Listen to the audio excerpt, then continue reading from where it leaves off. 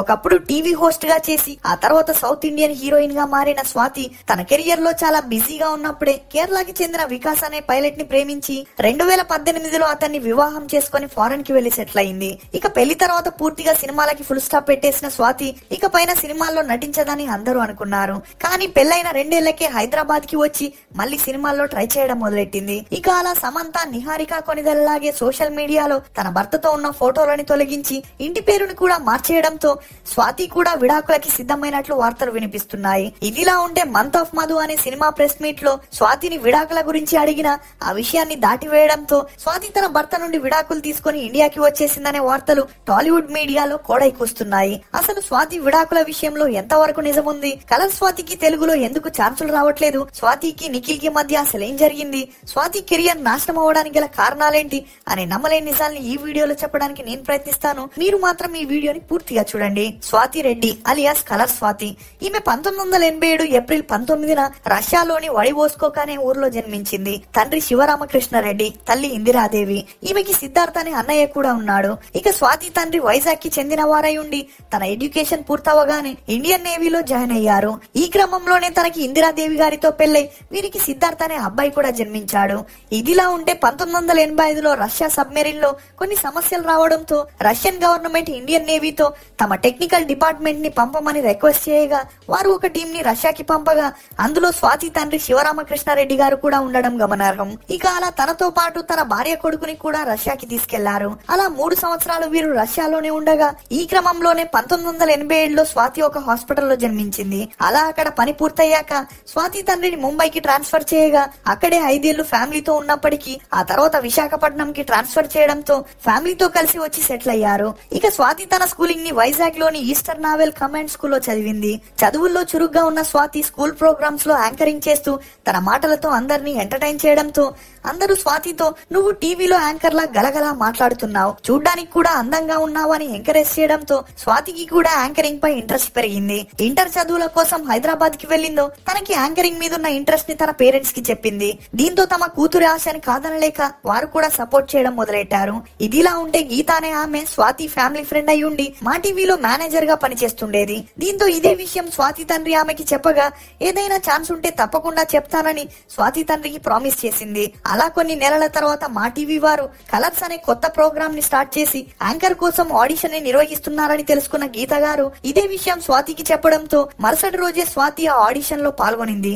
ఇక స్వాతి తెలుగు అమ్మాయి అయినప్పటికీ తనకి తెలుగు రాక ఇచ్చిన డైలాగ్స్ ని సరిగ్గా చెప్పకపోవడంతో ఆ ప్రోగ్రామ్ డైరెక్టర్ ఈమెను రిజెక్ట్ చేశాడు. కానీ మేనేజర్ గీత గారు మాత్రం ఆ అమ్మాయి చాలా యాక్టివ్ గా ఉంటుందని, చాలా బాగా మాట్లాడుతుందని చెప్పి స్వాతితో తనకి నచ్చిన డైలాగ్స్ ని చెప్పమనగా తన స్పైడర్ మ్యాన్ మూవీ డైలాగ్స్ ని ఇంగ్లీష్ లో చెబుతూ ఆడిషన్ ఇచ్చింది. ఇదిలా ఉంటే స్వాతి తండ్రి ఎలాగైనా తన కూతుర్ని యాంకర్ ని చేయాలని ఆ ప్రోగ్రామ్ కి తనే మొదటిగా ప్రొడ్యూస్ చేయడంతో వారంలో బుధవారం మాత్రమే స్లాట్స్ ఇవ్వడంతో స్వాతి సినిమా గెస్ట్లతో ఇంటర్వ్యూస్ చేయడం మొదలెట్టింది. ఇక అలా ఈ ప్రోగ్రామ్ కి 10 ఎపిసోడ్ల వరకు అంతలా ఆదరణ దొరకకపోయేసరికి ఆ షోని క్లోజ్ చేయాలనుకుంటున్నప్పుడే ఎప్పుడైతే ప్రభాస్ మరియు జూనియర్ ఎన్టీఆర్ తమ మూవీ ప్రమోషన్స్ కోసం స్వాతి ప్రోగ్రామ్ కి వచ్చారో ఆ ఎపిసోడ్లతో షో రేటింగ్ అమాంతంగా పెరిగిపోయింది. ఇక అలా స్వాతి ఒకవైపు సెయింట్ మేరీస్ కాలేజీలో BSc చదువుతూనే మరోవైపు కలర్స్ షో ద్వారా పాపులర్ అయి బుధవారం టెలికాస్ట్ అవ్వాల్సిన ప్రోగ్రామ్ శనివారం ప్రైమ్ టైమ్ లో 30 minutes కి స్లాట్ ఇవ్వడం, దానికి కూడా మంచి టీఆర్పీ రావడంతో ఆదివారం కూడా 1 hour షోగా టెలికాస్ట్ చేయడం మొదలెట్టారు.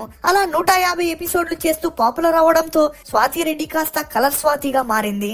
ఇక ఒక స్టేజ్ లో యాంకరింగ్ పై బోర్ కొట్టి స్వాతి సినిమాల్లో ట్రై చేయాలని ఛాన్స్ల కోసం ట్రయల్స్ ని మొదలెట్టింది. ఇక ఈ క్రమంలోనే గంగోత్రి మూవీకి హీరోయిన్ కోసం వెతుకుతున్నారని తెలిసి ఆడిషన్ లో పాల్గొనగా స్వాతి సెలెక్ట్ అవ్వలేకపోయింది. ఇదిలా ఉంటే ఈమెకి జనాల్లో ఉన్న పాపులారిటీని గమనించిన డైరెక్టర్ కృష్ణవంశీ డేంజర్ మూవీలో ఈమెకి అవకాశం ఇచ్చారు. అలా డేంజర్ మూవీ 2005 అక్టోబర్ 29న రిలీజ్ అయి ఓకే టాక్ తెచ్చుకుంది. ఇక ఈ మూవీ సక్సెస్ తో హీరోయిన్ అవ్వచ్చు అనుకున్న స్వాతికి నెక్స్ట్ మూవీలో వెంకటేష్ తో ఆడవారి మాటలకి అర్ధాలే వేరులో సపోర్టింగ్ రోల్ చేసే ఛాన్స్ వచ్చింది. ఇక అలా వచ్చిన అవకాశాన్ని వదులుకోలేక ఆఫర్ ని యాక్సెప్ట్ చేసింది. అలా ఆ మూవీ చేసేటప్పుడు తమిళ్ మూవీ మేనేజర్ తో స్వాతికి పెరిగిన పరిచయం కారణంగా తనకి సుబ్రహ్మణ్యపురం అనే మూవీలో కొత్త టీమ్ తో హీరోయిన్ గా చేసే ఛాన్స్ వచ్చింది. అలా ఈ మూవీ 65 లక్షల బడ్జెట్ తో కంప్లీట్ చేసి 2008 జూలై 4న రిలీజ్ అయి 31 కోట్లని కలెక్ట్ చేసి సూపర్ డూపర్ హిట్ అయింది. దీంతో స్వాతికి నానితో కలిసి అష్టాచమ్మ మూవీలో యాక్ట్ చేసే ఛాన్స్ వచ్చింది. అలా ఈ మూవీ కూడా రిలీజ్ అయి హిట్ అవ్వడంతో స్వాతి ఇకపైన తన కెరియర్ లో వెనక్కి తిరిగి చూడాల్సిన అవసరమే రాదనుకుంది. కానీ హిట్ మూవీస్ లో యాక్ట్ చేసిన తర్వాత కూడా స్వాతికి ఆఫర్స్ రాలేదు. ఇందుకు ఇండస్ట్రీలో ఉండే కాస్టింగ్ కోచ్ ఒక కారణమైతే, రెండోది స్వాతి తను ఏ షూటింగ్ కి వెళ్ళినా తన తల్లిని తీసుకెళ్లడంతో డైరెక్టర్స్ కి, ప్రొడ్యూసర్స్ కి, హీరోలకి ఈమెతో మాట్లాడడానికి టైం దొరికేది కాదు. ఇక ఈ కారణంతోనే స్వాతి సక్సెస్ ట్రాక్ లో ఉండి ప్రొడక్షన్ వారి టర్మ్స్ అండ్ కండిషన్స్ కి ఒప్పుకోకపోవడంతో స్టార్ హీరోల నుండి మీడియం హీరోల వరకు అందరి సినిమాల్లోనూ ఈమెకి ఛాన్స్లు ఇచ్చేవారు కాదు. దీంతో లో బడ్జెట్ మూవీస్ అయిన కలవరమాయ మదిలో, గోల్కొండ హై స్కూల్, కథా, స్క్రీన్ ప్లే, దర్శకత్వం, అప్పల్ రాజు, బంగారు కోడిపెట్ట అనే మూవీస్ ని చేస్తూనే మరోవైపు మిరపకాయ, కందిరీగా అనే మూవీలో చిన్న చితిక సపోర్టింగ్ రోల్స్ చేస్తూ ఉండేది. ఇక అలా ఈ మూవీస్ రిలీజ్ అయిన స్వాతి కెరియర్ కి మాత్రం ఎటువంటి ప్రయోజనం కలగలేదనే చెప్పొచ్చు. దీంతో స్వాతి తన మకాన్ని తమిళ్, మలయాళం ఇండస్ట్రీకి మార్చేసి నార్త్ 24 ఖాతా, ఇదుక్కుదాన్, ఆశ పట్టాయి, బాలకుమార, పోరాలి అనే మూవీస్ ని చేసిన స్వాతి తెలుగులో ఫేస్ చేసిన ప్రాబ్లమ్సే తమిళ్, మలయాళం ఇండస్ట్రీలో కూడా ఫేస్ చేయడంతో అక్కడ కూడా తనకి చిన్న చితిక సపోర్టింగ్ పాత్రలే వచ్చేవి. దీంతో ఇలా ఉంటే అవ్వదని తనకి ఒక హీరో సపోర్ట్ ఉంటే మళ్ళీ ఇండస్ట్రీలో తన సత్తా చాటుకోవచ్చు అనుకుంటున్నప్పుడే ఒక పార్టీలో హీరో నిఖిల్ ని కలవడం, అలా వీరిద్దరికి పెరిగిన మంచి స్నేహం కారణంగా వీరిద్దరూ కలిసి స్వామిరారా అనే మూవీలో కలిసి చేశారు. అలా ఈ మూవీ రిలీజ్ అయ్యి ఓకే టాక్ తెచ్చుకోవడంతో మళ్ళీ వీరిద్దరూ కార్తికేయ అనే మూవీని చేయడం జరిగింది.